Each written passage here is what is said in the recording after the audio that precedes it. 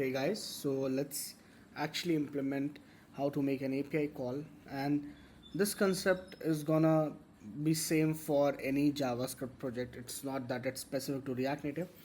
So what we'll do is on mount of app component we want to make an API call. So we'll obviously use effect, which we have already discussed, because we want to have the lifecycle method, that is component mount. Whenever this component mounts, I'm gonna perform some action, and that action will be defined inside the callback of use effect. So I'll say get data,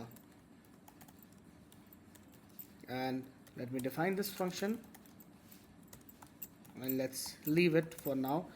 And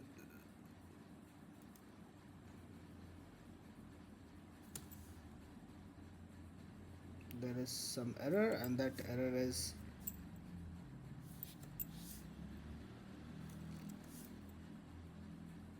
use effect needs to be imported. Okay, awesome. Now let's look into the API which we'll be referring. This concept is not specific to this API. Any API in the world can be used, but we needed some free API. So there is an API which gives us details about anime, right? It's called as jikan.mo, right? So the API is api.jikan.mo v4 anime. So if I click enter, this is the response which I get, and if I click pretty print, so I can see it in a better way, right? And the response which API returns is in a format called as JSON.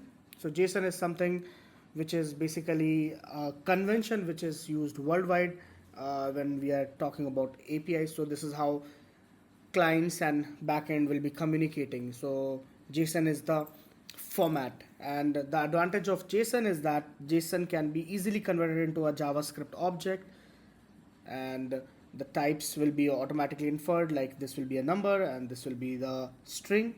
So let's copy this URL and come back to our code, and let's create a const variable called as URL. Okay, now what we'll do, so we have already defined that whenever the component gets mounted, we are going to call this function getData. Now let's define the getData function, right? So in order to make an API call, JavaScript has already provided us with a function which is called as fetch. In fetch, if I pass the URL, so this fetch, if you hover over it, it returns a promise, right?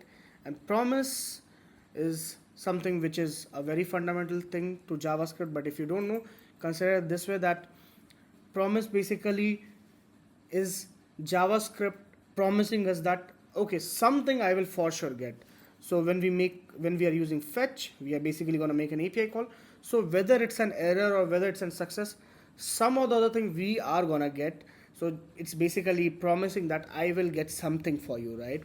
So in the fetch, since it's a promise, so for any promise, right, in JavaScript, right, it's not necessary that it's fetch. If there is no error, if it is a success, then what we can do is we can see the result by having a then block dot then, and this then expects a callback function. This callback function will be executed and based on the promise, right? So if you see, this promise is of type response, so we are gonna get response. There are promises which cannot return anything, but yeah, this fetch promise will return us a response, and this response is basically something which is not in a JSON format right now. So what we need to do is we need to do res.json. Now if you hover over res.json,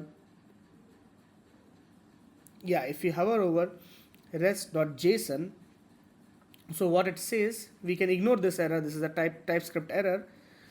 What it says that this JSON also will return a promise. So if this succeeds, what we want to do is we will again have a then block. This then block is for successful parsing to JSON. The first then block is successful data retrieval by making an API call. Now in this then block, we'll again have a callback function, and in this callback function we'll say parsed data parse data, and we'll just try to log console log parsed data.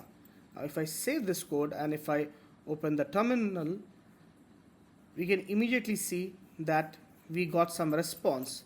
Now this response is pretty big. Yeah, the response starts from here, right? So this response is pretty big, but yeah, we are able to get the data, right?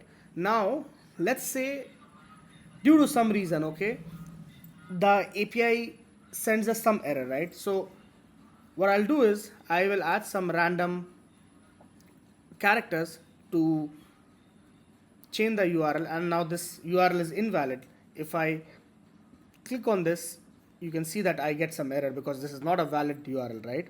So basically it's an error. What happens when we get an error? So in order to handle the error, every promise, just like for the success, we have the .then block. Similarly, for error, we have .catch block. In catch block also, we have a callback function. The first argument is obviously the error, and we can just say console.log error, right? So now if I save this, and let me bring the terminal so that we can see the logs.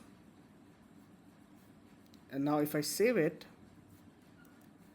we should see type error, network request failed. So basically it's saying that we got an error, and it says the error is network request failed, right? So this is how we are going to make API calls.